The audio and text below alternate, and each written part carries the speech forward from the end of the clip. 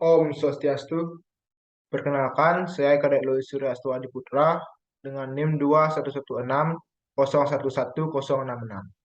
Di sini saya akan mempresentasikan fisiologi olahraga. Dalam materi kali ini akan membahas mengenai yang pertama ada apa itu sistem energi. Kemudian kelompokkan jenis-jenis olahraga ditinjau dari sistem energi olahraga tersebut. Dan yang terakhir kebutuhan latihan unsur-unsur kondisi fisik dari masing-masing cabang olahraga. Baik, yang pertama sistem energi. Ada dua sistem energi yang diperlukan dalam setiap aktivitas latihan yang dilakukan oleh seorang atlet, yaitu sistem energi aerobik dan sistem energi anaerobik. Perbedaan kedua sistem energi tersebut adalah pada penggunaan bantuan dari oksigen atau O2 selama proses pemenuhan kebutuhan energi berlangsung, menurut Sukadianto. Nah, menurut Catherine Seller 2004, energi standar semua gerak manusia adalah pelepasan dari ATP atau adenosine trifosfat. Baik. Sistem energi ini dibagi menjadi dua, yaitu sistem energi anaerobik dan aerobik. Sistem energi anaerobik selama proses pemenuhan kebutuhan energi menggunakan energi yang tersimpan di dalam otot. eh, Sistem energi anaerobik ini dibagi lagi menjadi dua. Yang pertama ada sistem energi anaerobik alaktik dan sistem energi anaerobik laktik.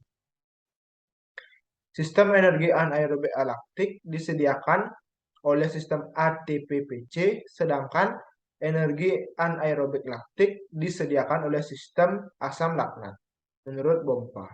Nah, proses pemenuhan kedua jenis sistem energi tersebut tidak memerlukan bantuan oksigen atau O2. Semua energi yang dibutuhkan untuk menjalankan fungsi tubuh berasal dari ATP yang hanya menopang kerja kira-kira 6 jam, 6, maksud saya 6 detik bila tidak ada sistem energi yang lainnya. Nah, kemudian aerobik. Sistem energi aerobik dalam proses pemenuhan kebutuhan energi harus menggunakan bantuan oksigen atau O2 yang diperoleh melalui sistem pernapasan. Aerobik ini berarti menggunakan bantuan oksigen. Nah, sehingga metabolisme aerobik adalah menyangkut serentetan reaksi kimiawi yang memerlukan bantuan oksigen. Setelah proses pemenuhan energi berlangsung selama kira-kira 120 detik atau 2 menit, maka asam laktat sudah tidak dapat dirensintesis lagi menjadi sumber energi. Nah, sistem energi tubuh yang utama adalah metabolisme aerobik. Sistem ini memberi energi bagi pembaharuan ATP dengan oksidasi karbohidrat, lemak, dan protein yang disimpan di dalam sel. Tidak seperti sistem anaerobik, metabolisme aerobik sangat efisien dan pada akhirnya tidak menghasilkan kelelahan. Kemudian, jenis-jenis olahraga ditinjau dari sistem energi olahraga tersebut. Nah, anaerobik. Sederhananya, anaerobik adalah jenis latihan berintensitas tinggi, di mana Anda mengerahkan segala tenaga yang ada seoptimal mungkin dalam waktu begitu singkat. Ketika melakukan anaerobik, tubuh Anda akan membentuk energi tanpa menggunakan oksigen. Karena sistem jantung tidak memiliki cukup waktu untuk mengalirkan oksigen tersebut ke otot. Dengan demikian, tubuh Anda pun menghasilkan energi lebih banyak dengan memanfaatkan sumber energi yang tersimpan di otot.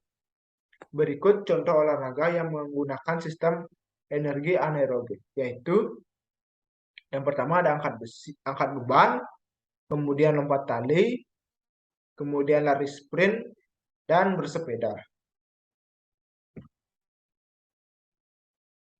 Yang kedua ada aerobik. Latihan aerobik adalah jenis pengondisian kardiovaskular atau kardio.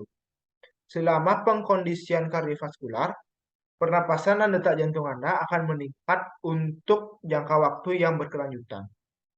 Latihan aerobik ini dilakukan dengan mengulangi urutan aktivitas berintensitas ringan hingga sedang untuk waktu yang cukup lama. Latihan aerobik ini dirancang dengan intensitas yang cukup rendah, sehingga semua karbohidrat diubah menjadi energi secara aerobik melalui produksi ATP di mitokondria. Berikut contoh olahraga yang menggunakan sistem energi aerobik, yaitu jalan cepat, berlari, panjat tebing, berenang, dan mendaki gunung.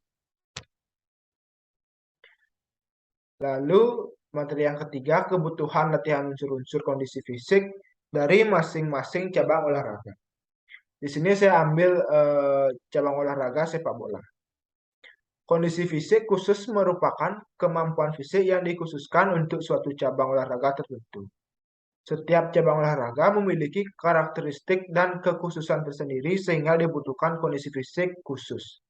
Seperti pada cabang olahraga sepak bola, kondisi fisik yang sangat dibutuhkan dalam sepak bola antara lain yang pertama ada daya tahan atau endurance, yang kedua ada daya ledak atau daya letak otot tungkai atau explosive power, kemudian kecepatan atau speed, dan kelincahan atau agility. Latihan aerobik pada sepak bola dapat dilatih dengan lari sprint, feinting menjaga bola atau benturan badan, kemudian push up, dan lompat tali. Lalu latihan aerobik pada sepak bola bisa dilatih dengan cara lari, jogging dapat dilakukan selama 10-15 menit, bersepeda, dan naik turun tangga. Baik, itu tadi presentasi atau pemaparan materi dari saya. Jika ada salah kata, saya mohon maaf dan saya akhiri dengan pramesanti. Om Santi Santi Santi Om.